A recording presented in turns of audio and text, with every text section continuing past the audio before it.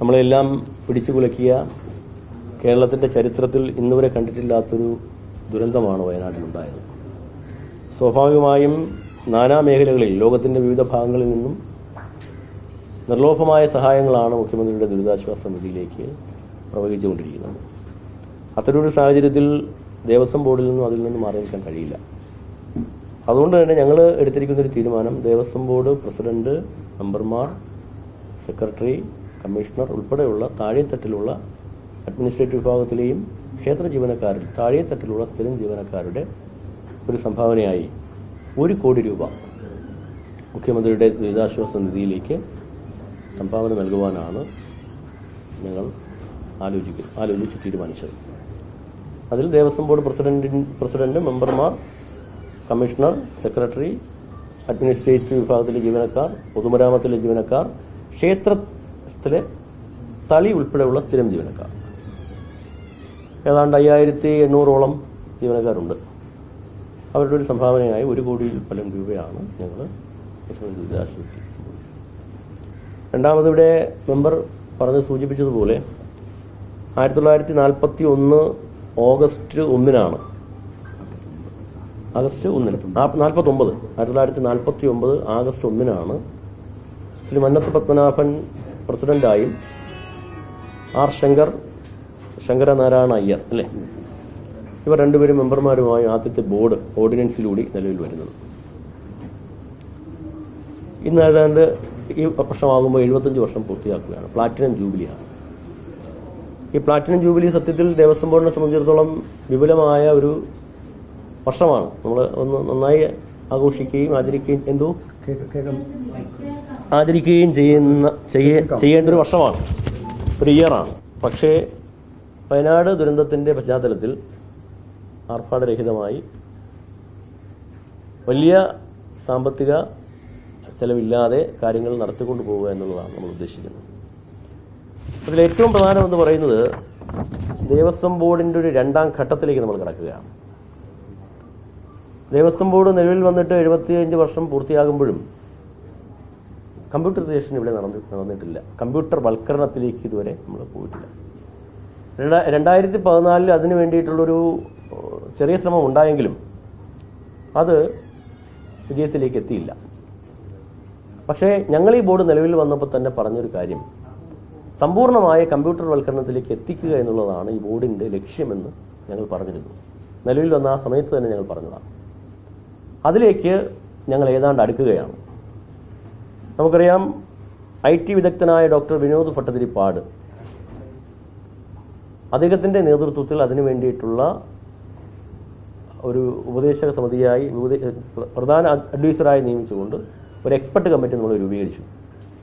5 മാസങ്ങൾക്ക് മുമ്പ് തന്നെ രൂപീകരിച്ചു. അതിന്റെ തുടർ പ്രവർത്തനങ്ങളുമായി മുന്നോട്ട് പോകുന്നു. ജീവനക്കാരെ പങ്കെടുപ്പിച്ചുകൊണ്ടുള്ള വർക്ക്ഷോപ്പുകൾ, നിരന്തരമായ വർക്ക്ഷോപ്പുകൾ അങ്ങനെ സംഘടിപ്പിച്ച് മുന്നോട്ട് പോകുന്നു. ഏതാണ്ട് അതിന്റെ ഒരു ഡൊമൈൻ പാർട്ടൊക്കെ നമ്മൾ പൂർത്തിയാക്കി. DPR വരെ നമ്മൾ തയ്യാറാക്കി. ഏതാണ്ട് DPRന്റെ രൂപീകരണത്തിലേക്ക് എത്തി. അപ്പോൾ നമ്മൾ മനസ്സിലാക്കിയത്, തമിഴ്നാട്ടിലെ NIC എന്ന് പറയുന്ന ടെമ്പിൾ മാനേജ്മെന്റ്, അവിടുത്തെ തമിഴ്നാട്ടിലെ ടെമ്പിൾ മുഴുവൻ കൈകാര്യം ചെയ്യുന്നത് NIC ആണ്, നാഷണൽ ഇൻഫർമേറ്റിക്സ് സെന്റർ. അവർ രൂപീകരിച്ച ഒരു സോഫ്റ്റ്വെയർ ആണ് തമിഴ്നാട്ടിലെ ടെമ്പിളുകളിൽ മൊത്തം ഉപയോഗിക്കുന്നത്. അപ്പം നമ്മുടെ സോഫ്റ്റ്വെയറും ഞങ്ങൾക്ക് വേണ്ട സോഫ്റ്റ്വെയറും അവർ ഉപയോഗിക്കുന്ന സോഫ്റ്റ്വെയറും തമ്മിൽ ഏതാണ്ടൊരു 75% സാമ്യമുണ്ടെന്ന് കേൾക്കുന്നു. അങ്ങനെ അത് പരിശോധിക്കുന്നതിന് വേണ്ടിയിട്ട്, അവരുമായി ഡിസ്കസ് ചെയ്യുന്നതിന് വേണ്ടിയിട്ട് സെപ്റ്റംബർ ആദ്യവാരം ഞങ്ങൾ ചെന്നൈയിലേക്ക് പോവുകയാണ്, ഒരു NIC-യുമായി ഡിസ്കസ് ചെയ്യുന്നതിന് വേണ്ടിയിട്ട്. അങ്ങനെ വന്നാൽ വലിയൊരു തുകയാണ് നമുക്ക് ഈ സോഫ്റ്റ്വെയറിന് വേണ്ടി ചെലവാക്കേണ്ടിരുന്നൊരു വലിയ തുകയാണ് നമുക്ക് ലാഭിക്കാൻ വേണ്ടി കഴിയുന്നത്.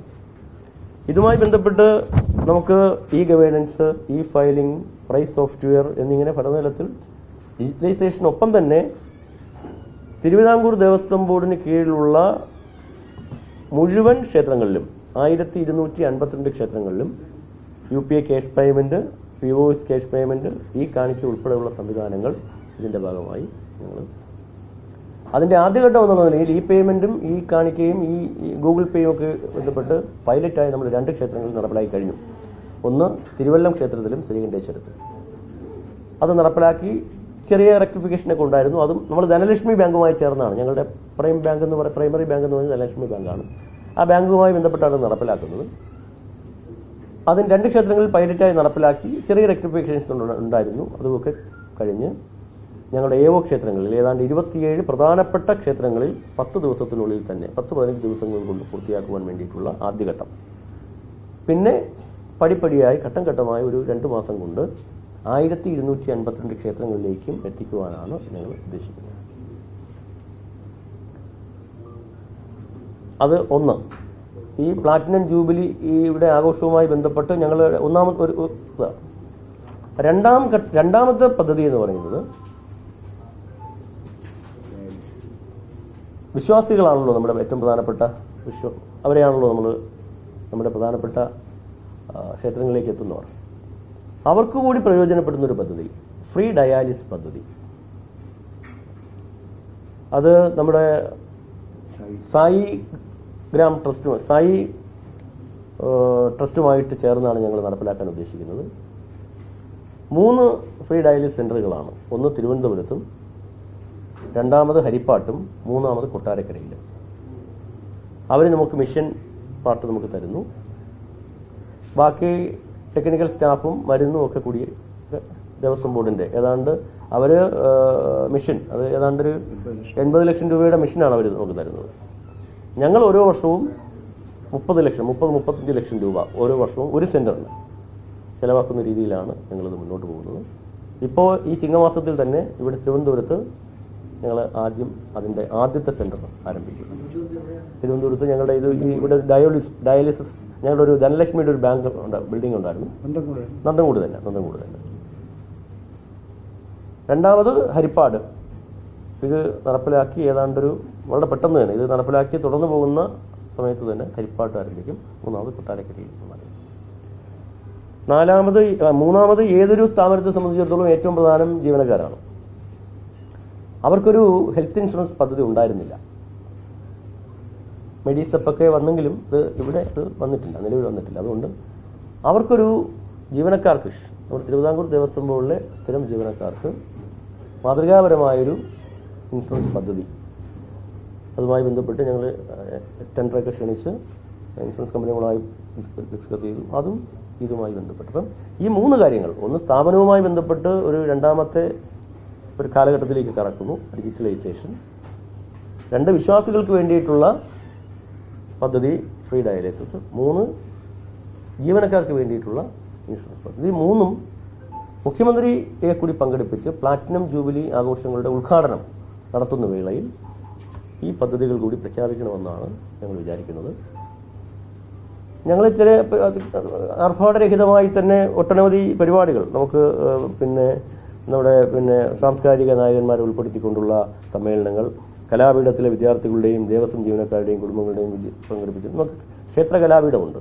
അവിടെ പഞ്ചവാദ്യം ഒക്കെയുള്ള വിവിധ ക്ഷേത്ര കലകളുമായി ബന്ധപ്പെട്ട് നിരവധി കലാകാരന്മാരെ ഞങ്ങൾ പരിശീലിപ്പിക്കുന്നു. അവരുമായി ബന്ധപ്പെട്ട കലാപരിപാടികൾ, സാംസ്കാരിക മതസൗഹാർദ്ദ സമ്മേളനങ്ങൾ, ആത്മീയ പ്രഭാഷണങ്ങൾ. ഞങ്ങൾക്ക് 108ഓളം മത പാഠശാലകളുണ്ട്. അവരുടെയൊക്കെ നേതൃത്വത്തിൽ ചെറുതും വലുതുമായ പരിപാടികളൊക്കെ നടത്തി കൊണ്ടുപോകാനാണ് ഞങ്ങൾ ആലോചിക്കുന്നത്.